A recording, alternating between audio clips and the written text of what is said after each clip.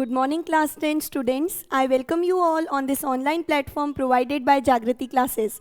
We were doing a very interesting chapter, that is chapter 10th of this 10th class, light, reflection and refraction. So we'll be continuing with our topic. We have done or completely done with the topic reflection. And then we are moving on to the next topic, which is refraction. And under this heading, that is, I have told you what do you understand by the term refraction here. Okay, refraction is the bending of light when the light ray enters from one medium to the other medium. And as the medium changes, we know that the speed of light also changes. So due to the change in speed of light, the light ray which is entering a new or a different medium, it gets bent.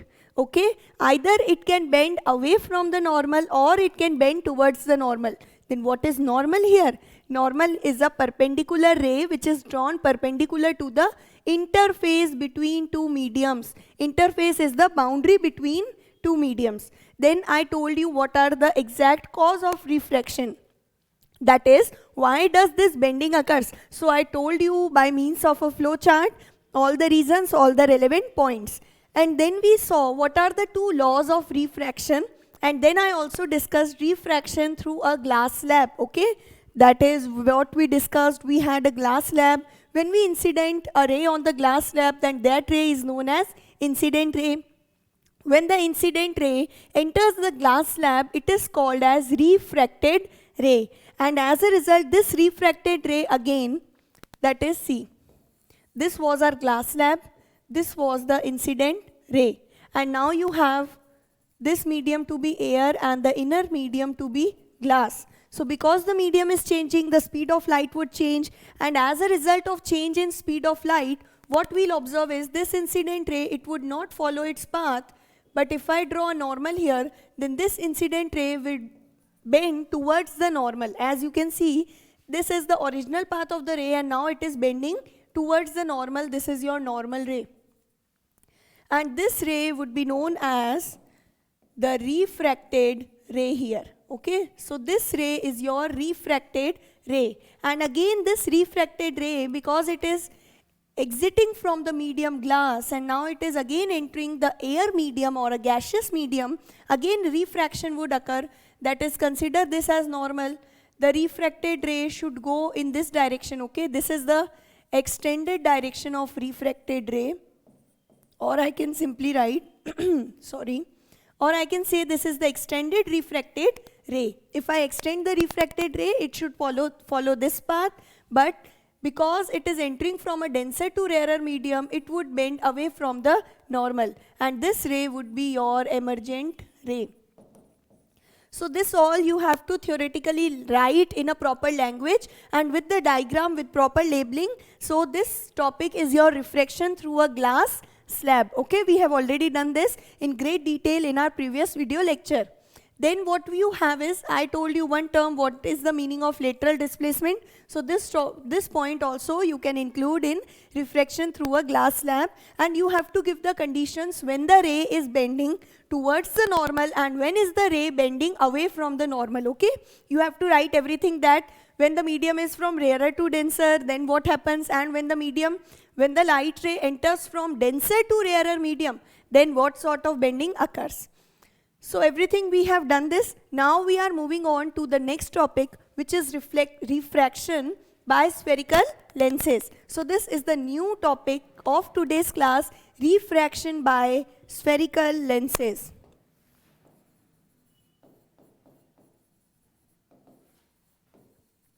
So as we have done spherical mirror, in the similar manner you have spherical lenses. Okay, so see here, spherical lens. Firstly, you have to define what do you mean by spherical lens, or simply if I talk about lens. So lens is a you can say device or an apparatus which is bounded by two spherical transparent surface. Two spherical and transparent surface. So in this manner, you can define what do you mean by the term spherical lens. It means in mirror, you only had a single or one single spherical surface, transparent surface, which was capable of reflection. But when you are dealing with the term lenses, then lens contain two spherical surface. And these two spherical surface, both of them may be same or both of them may be different. So according to the nature of spherical surface, you can have different varieties or different types of lens. So we'll be now starting with the types of lenses.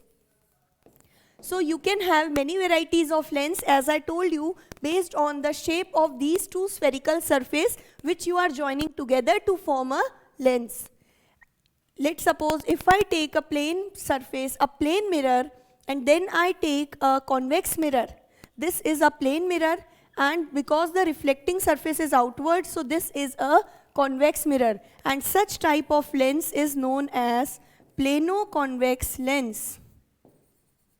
Its naming is also simple. You just have to name the two kinds of surface which you have in the given lens, and then just add the word lens here. So because this type of lens, the first figure in front of you is having a plane lens, a plane mirror bounded with a convex surface. So this would be named as the plano-convex lens. The next variety of lens which you can have is the plane mirror remains the same, but here you have a concave reflecting surface also. So in turn, this lens can be named as plano-concave. It would be the plano-concave lens here. Okay, so these are the two kinds of lenses which we can have if one of the reflecting surface is a plane mirror and the other may be any kind of spherical mirror. Now we'll be dealing with the type of lenses in which both the reflecting surface are spherical. So when both the reflecting surface are concave, then you can have a concave lens, or it is regarded as a double concave lens. So this is a double concave lens because both the reflecting surface of this lens are having a concave nature. Or you can say this lens is made up of two concave mirrors. And if I ask you about how will you draw a double convex lens? So double convex lens means when two convex mirrors will be joined together. So convex mirror are drawn in this manner, and if I join two convex mirror simultaneously, then I would be getting a double convex lens here. So these are the different shapes of lens and many more you can have. Okay, so this double concave lens is simply regarded as the concave lens, and similarly this double convex lens is simply regarded as a convex lens. So these are the different kinds of lens which we can have with us. Now you have to study two major categories of spherical lenses. The first one is concave, and the next one which we have to deal with in detail is the convex lens. So these are the two categories of spherical lenses which you are given in detail in your textbooks. So the first lens here which is shown, it is a concave lens. Because if you observe clearly, then both the reflecting surface are concave, and this double concave lens is referred to as simply as concave lens. Now as we define some important parameters and terms for the mirror like principal axis, principal focus, pole of the mirror, aperture of the mirror, similarly we will be defining some important terms for lens itself. So as you can see, every lens, it would have two center of curvature, one on the either side of each mirror. So you can see these are the center of curvature. The definition of center of curvature would be the same as we discussed the definition in the case of mirror. Center of curvature is that center of which the mirror is a part of. That is, if I take this mirror, this reflecting surface, and you see a sphere is being drawn from the edges of the lens or from one part of the mirror, then this sphere would have a center, and this center itself is known as the center of curvature of this lens or of one part of the lens. Similarly, lens is made up of two mirrors. This is the first mirror, this one is the second mirror. So each mirror would have its center of curvature. And in lens you have two centers of curvature which are named as C1, and here you have the second center of curvature which is called C2. Then this is the pole of the first mirror, that is regarded as P1 and P2. So what was pole? If we do the revision that what is the definition of pole, then pole is the middle point or the center point lying on the surface of mirror. And then you have one common principal axis. This straight line which is joining both the centers here is regarded as principal axis.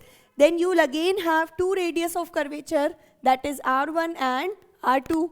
Radius of curvature means the distance between pole and the center. This one is known as radius. And then you can have two focus, that is F1 and F2 in case of lenses. And a new term is here in case of lenses which is known as optical center of the lens. This optical center, we'll define it in the next section. So here this image refers to a double convex lens which is simply regarded as a convex lens. Convex lens means it has both the reflecting surface to be convex in nature. Now you will have again two center of curvature. So now I will be writing again the definitions in short like we did for the mirror. So the first definition, which is a new term here, is called optical center. So optical center is only present in case of lens. You do not have any kind of optical center when you are dealing with mirrors. So optical center is what? As you can see, this point O, which is present in the center of the lens or which is present within the lens, it is known as optical center. And you can define it. It is the geometric center. What do you mean by the term geometric center here? If you consider any shape, like you have a rectangular box in front of you, so this shape has a proper or a fixed geometry, and this geometry would have a center here. If I consider a triangular shaped box, then this shape, which is a geometrical shape, would have its center, and such centers are known as geometrical center. And similarly, you have this optical center to be the geometrical center of the shape of lens. So we are writing that optical center, it is the geometrical center of the lens, and it is always present inside the lens, that is within the lens. You can consider any category or any kind of lens. Always this optical center will be present inside the lens only, okay? It will never be present outside the lens, and it acts as a geometrical center. Now the next terms what we have with us. The next we'll define center of curvature. So remember, center of curvature, the definition would be same as we wrote the definition when we were dealing with the topic of mirrors. So center of curvature, it is the center of sphere. It is the center of sphere of which the two reflecting surface, that is, the two reflecting surface here are the two kinds of mirrors which are joined together to form a lens. Okay, so reflecting surface here means the two mirrors. So center of curvature is the center of sphere of which the two reflecting surface or two mirrors are a part of. That is, you can easily see in the diagram which is provided, this mirror, this is a convex lens. It means this surface of the lens is convex and the other surface of the lens is also convex in nature. When I take this convex surface, okay, I draw it separately and then I try to complete the sphere of which this convex surface would be a part of. So this kind of sphere I would be getting. And we know every sphere, every circle, it contains a center.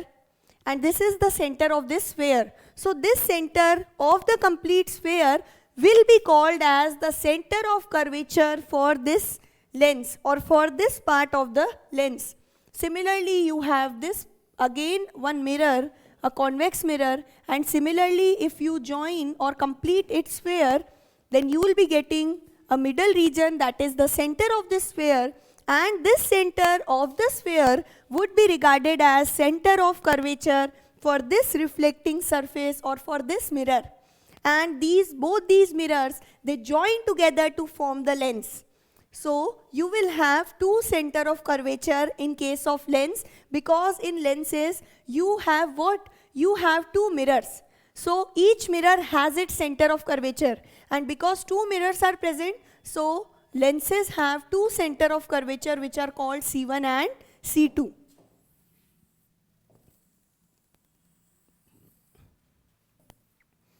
Okay, I hope this is clear. And similarly, because if the lens have two center of curvature, then the lenses would have two radius of curvature. What is the radius of curvature? Radius of curvature would be R1 and R2, because distance of center C1 from the pole would give you the radius R1. See, this is the pole and this is P2 and this is C2, center of curvature. This distance would give you the value of R, that is radius of curvature, because you have two centers, you have two poles, so you will have two radius. So radius is what? Radius is the distance between center of curvature. The radius is the distance between center of curvature and the pole of lens. Then the next which we will discuss would be the pole. You will have two pole, that is P1 and P2. And what is the pole? The pole is the middle point or the center point. It is a point which is present on the center of the reflecting surface or center of the mirror. So center point of the mirrors present in lenses is called the pole. For the first mirror, this one would be the pole, and you have this second mirror, so this one would be the pole, and these are the points P1 and P2. Now the fifth definition which you should know is about principal axis. See, everything is present twice here, but principal axis is a straight imaginary line. Okay, what is principal axis? It is an imaginary straight line which joins both the center of curvature. So when we draw a straight line joining both the center of curvature, see here, if I draw a line which is joining both the center of curvature, so this line would be the principal axis. So it is a straight line, I am writing in short now, which joins the point C1 and C2, that is which joins both the center. It is called as principal axis. And then you can write one more definition which is remaining, the sixth point, which is principal focus. So principal focus is what?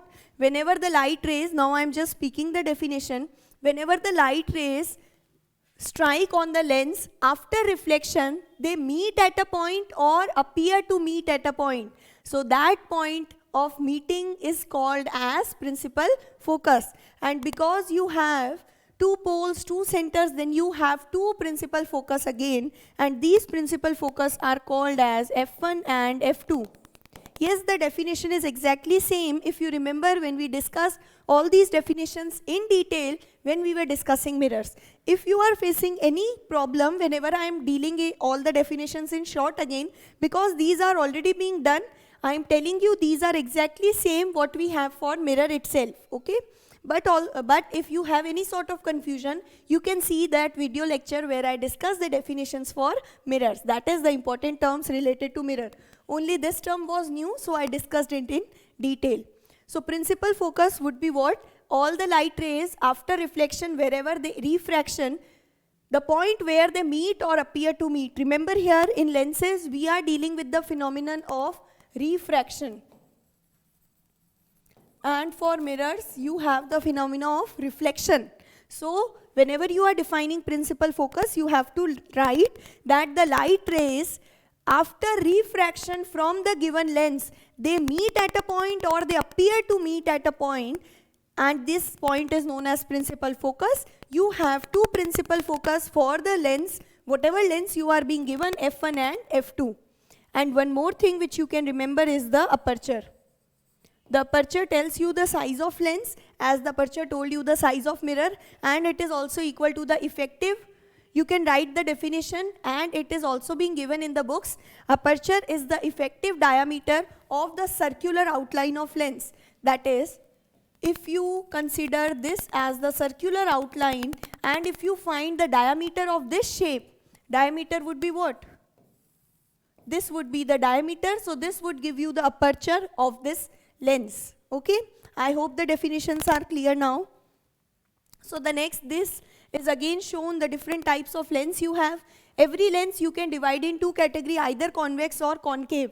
That is, convex lens are those lenses in which one or both the reflecting surface are convex in nature. When you have just one or both the surface to be convex in nature, such type of lenses are called convex lens. And similar is the definition of concave lens. That is, if both the surface are concave or any one surface is concave, then you call them to be concave lenses. Next is what, like we discussed, two terms converging and diverging for mirror. Similarly, you have both the terms converging and diverging for lenses. So this converging, you can write here lens. Converging lens is what?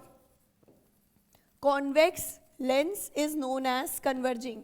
Yes, in case of mirror, the converging mirror was what? Concave mirror. So remember, the concave mirror is called a converging mirror, whereas convex lens is known as converging lens. Similarly, diverging lens, if we talk about, then the diverging lens would be concave lens. And diverging mirror was what? The diverging mirror was convex mirror.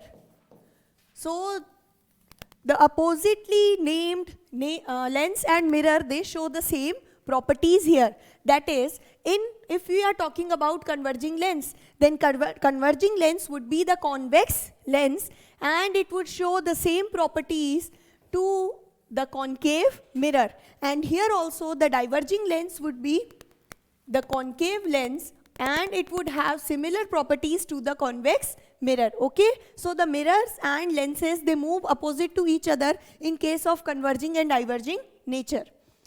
And converging lens, you all know, what do you mean by the terms converging? Converging means whenever the light rays, they move parallel to the principal axis, then after refraction, remember, whenever you are talking about lenses, I told you, you have to include the phenomena of refraction. Okay, in writing definitions, in writing anything, refraction is always included whenever you are referring to lens. And if you are dealing with mirrors, then you will include reflection here. So because now we are dealing with lenses, so we'll say converging lens is what? Whenever the light rays which are parallel to the principal axis, after refraction, these light rays, they meet at a point or they get converged at a point. This point is known as principal focus. And such lens which show this kind of nature are called converging lens. The example is convex lens. And diverging lens is what? Diverging lens is the concave lens, as you can see in the diagrams. When the light rays which are parallel to the principal axis, these light rays are parallel to the principal axis, after refraction, they diverge. Okay? They get spread out. But if we extend them, then they appear to meet at a point. Remember, here at the principal focus, the rays are actually meeting. They are actually meeting at a point.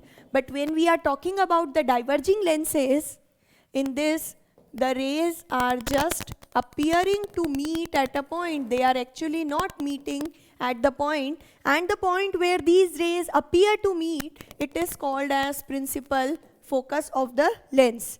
So you will have the point principal focus in both kind of lenses, but for the concave lens, convex lens, the rays actually meet there, and here when we are dealing with concave lens, then the rays are not actually meeting, they are just appearing to meet. Now next again you have to study the ray diagrams as we studied for the mirror, and I am telling you again, you have to practice these ray diagrams, then only you will be able to understand them. Okay, before discussing these ray diagrams, we will discuss the rules of image formation. Rules of image formation. Okay, so likewise, this is, I told you, exactly similar as we studied in mirrors. The same pattern we will be following when we study lenses. So if you are very clear in concepts with the mirrors, then these concept of lenses are very similar, and then they would be very easier for you to get and learn. So rules of image formation, like in the mirror we studied 4 rules, here you just have the 3 rules, and these 3 rules are much similar to what we studied for mirror. So let's start with the first rule. The first rule states that when the incident rays are parallel to the principal axis, when these rays parallel to principal axis are incident on the lens, then after refraction,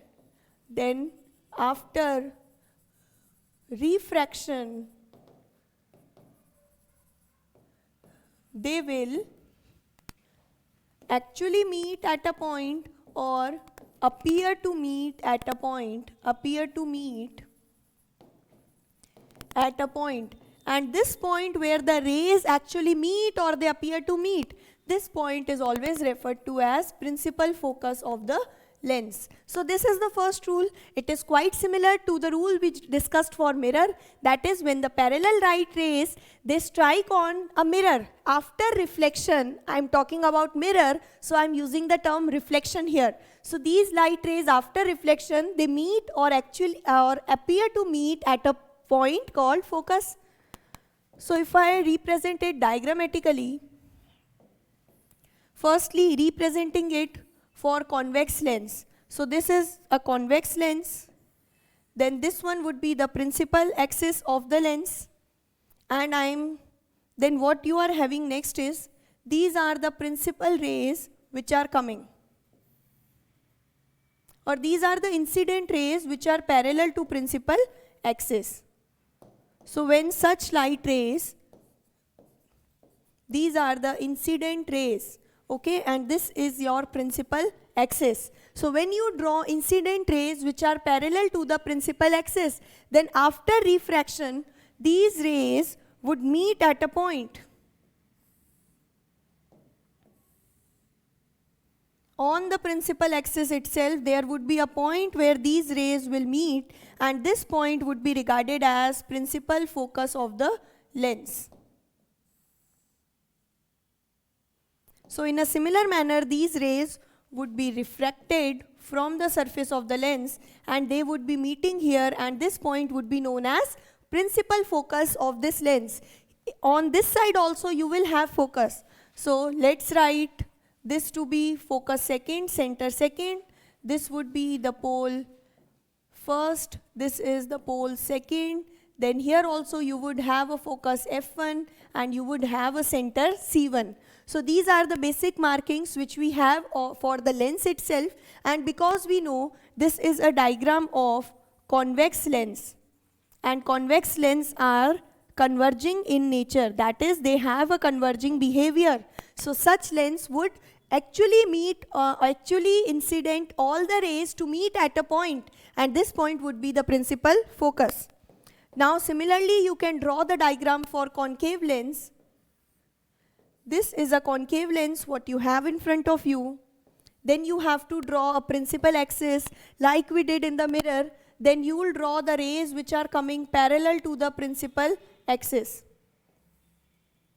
Consider these rays which are coming parallel to the principal axis itself.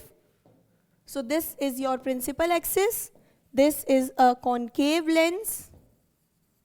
Then you have to draw the incident rays, and these incident rays, as you can see clearly in the diagram, these are parallel to the principal axis. So after reflection, this concave lens is a kind of diverging lens. Concave lens diverges or scatters the light rays which fall upon it. So concave lens, because it is a diverging lens, after refraction you will observe that these light rays, they get diverged. In this manner, the light rays, they get scattered or diverged, okay, after refraction. But if we point out these rays, or if I extend these rays to the behind or to the back side, then I would get a point where these rays actually appear to meet, okay. The rays are appearing to meet at a point, and this point would be called as the principal focus. And because you will have, let's suppose this is the F1, then here you would have other principal focus F2, and similarly you will have two poles, two centers. So this is the first representation of the rule first, that is image formation by spherical lenses. That if the incident rays are parallel to the principal axis, after refraction they meet at a point, this point is called focus, and you will represent making both the diagrams. So now I'll not be drawing again and again both these diagrams perfectly, okay? And we'll be discussing the next two rules which we are left with. So rule number 2 is, whenever now rule 2 states that if the light rays pass through the focus, then they would become parallel. This is just similar to what we read in the case of mirrors. So rule 2 is, now we'll be writing in short that the incident rays, in rule 2 the incident rays, they pass through the focus. They are passing through the principal focus, and now the refracted ray. When the incident rays pass parallel to the principal focus, after refraction from the lenses, these rays, they become parallel to principal axis. So refracted rays become parallel to the principal axis. So this is the second rule, and if we represent it by a rough sketch, then you have convex mirror. Then we have a principal axis. Every time you have to draw the diagram step by step. That is, firstly you have to draw the lens, then you have to make a principal axis, then you have to label some points. Let's suppose this is F1 first focus and this is the second focus on the lens. Then what we are doing is, now the light rays, these are passing through the focus. So let's suppose we have the light rays coming here and these are passing through the focus. This is my incident light ray. So after reflection, what would happen? You can see the incident light rays are passing through the focus. So after refraction, they become parallel to the principal axis. So this is the incident ray passing through the focus and it becomes parallel to the principal axis. For concave lens, you can draw a similar diagram. That is, this one would be the principal axis. This is the first focus. This is your next focus. For concave, you know it is a diverging lens. So the diagram would appropriately be somewhat different. Here you will say when the light rays are passing through the focus. So the light rays would have a similar manner. These are the incident rays. If I extend them, then they appear to pass through the focus. So I can say that these light rays are passing through the focus and after refraction they would become parallel. So after refraction, what would happen is they would become parallel to the principal axis. This is your refracted ray and this is your incident ray, which when I extended it, it appeared to pass from the focus. Now we have the last rule and it is quite simple, rule 3. Rule 3 states that when the incident ray, they are directed towards the optical center, then the refracted ray also trace back its path. It means it again goes on the original path from where it came. So it trace back its path. And now you can see this rule for the lens is similar to the rule which we had in the case of center of curvature. When the light rays in mirror, they pass through center of curvature, then they go back on the same path or on the same point. Similarly, you have this rule for lenses, that when you direct incident ray at the optical center, then they would trace back its path. I'll show you for convex lens, and then you can make a similar picture. It is being provided in the books also. So if we say that this is the optical center O, and the light rays are coming, and you have the light rays which are being directed or which are passing through the optical center. Then after reflection also they would pass through the optical center back on the original path from where it came. So this completes your rules for spherical lenses. And in the next you have the optical ray diagram for lenses. So this first table is for convex lens. If you remember, then for concave mirror you had 6 cases. Similarly here for convex lens you have 6 cases. That is, the table is same: position of object, position of image, the size of image, and nature of image. Here also see, in this last column only the 6th or last case carries a virtual and erect image, while all the other cases have real and inverted. And you can make the diagram. Do practice these diagrams I explained whenever I was dealing with the topic mirrors. So these are made in a similar manner. And then next are the diagrams for concave lens. And these diagrams, you just have 2 different cases, and these diagrams are similar to the diagrams of convex mirror which we studied. Okay, so you can practice the diagram. They are very easy. You know these incident light rays, you have to follow the rules and then you have to make it, and you should know the position of image. If your incident light rays are not showing you the exact position of image, so do not take that whatever your answer is coming, because these tables are being made after much experimentation. So these results are the obvious or the exact results which we'll be getting if I make an experiment to find the position of object and position of image. So you have to practice these diagrams so that you match the table. That is, whenever the object is kept at infinity, the image should be formed at focus, and such image should be highly diminished, point size, virtual and erect. This column is just as same as the column which we had for convex mirror. So this completes your topic for refraction by spherical lenses, including the rules formation and the different ray diagrams. In the next, we'll be discussing with the lens formula, magnification, power of lens, and that would be completing our chapter. Then we'll be seeing some of the important questions which are given in your books, okay, to clarify your concepts more. So thank you for joining today's class and keep following us.